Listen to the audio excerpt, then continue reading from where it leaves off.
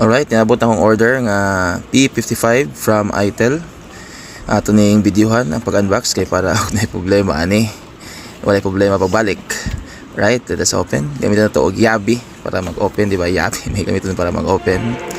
So, tantangan to ni ang iyang seal and as well as nice kay ang iyang ko na ay seal pod nga sticker or something. So, kana ato nang tantangon. And as well, gamitin niya po ito gabi para matangtang iyang seal. Ayos ni kay kuan gid no from Itel shop gid nga kuan legit nga shop sa Itel. Nice pula kayo iyang cover. And as usual sa mga common nga mabago karon nga budget phones murag iPhone. Check for pin.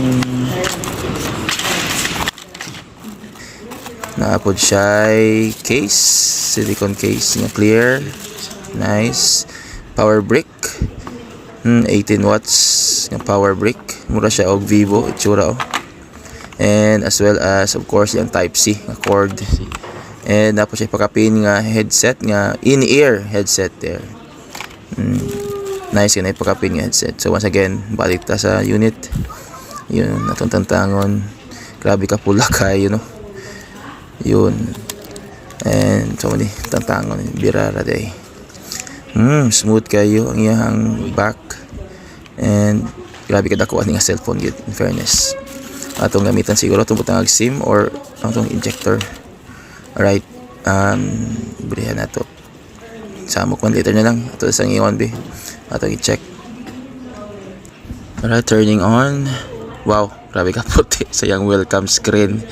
Itel powered by Android. Alright, sige, let's wait.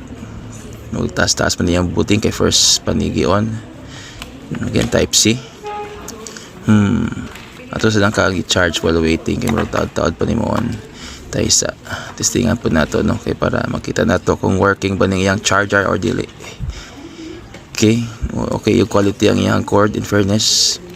Dili siya para sa quality ka na yung mapalit nga mga replacement nga cords na online.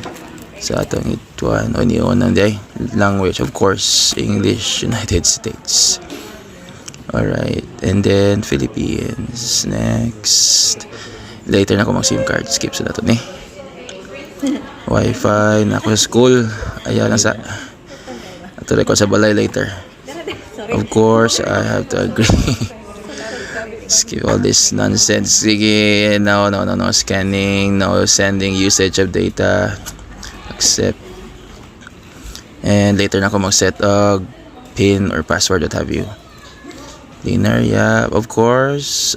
With buttons, Android. Yan. Welcome to Itel 13.00. What does the 13.00 mean? Kagahay ba ni Soksok? Virgin pa. There. Uy. Kuya po siya. Iyahang kwan, iyahang notch kay kwan. Dynamic. Fast charge daw kunuhay. Wow, 18 watts. Sige lang, isa mo na 18 watts fast charge. Just na itong camera. In fairness, okay lang para sa iyang price.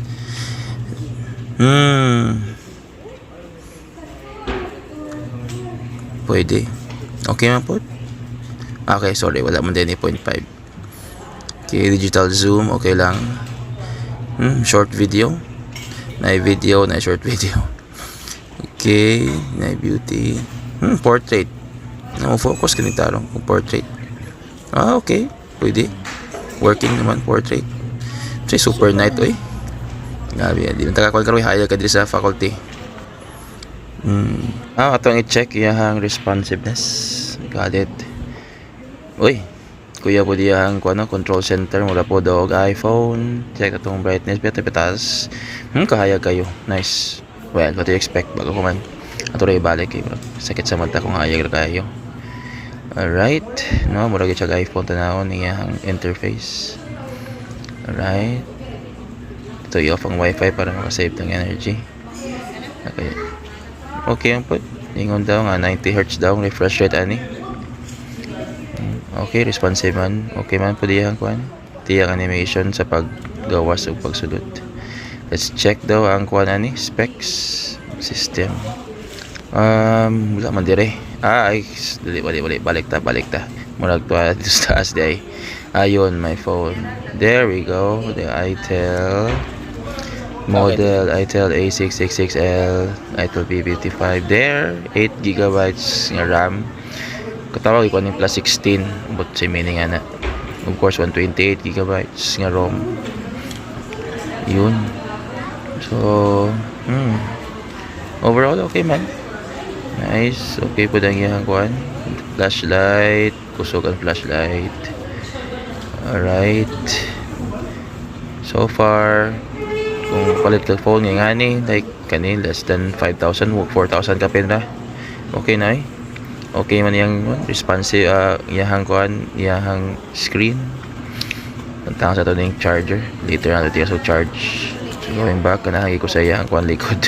Nawala ko na murag iPhone nga gi-enlarge. I actually ordered this phone para sa akong kauban kay namalihog siya, nangita siya og phone nga 4,000 ka pin lang daw, tapos di ra pud ka mabitin sa screen, idako.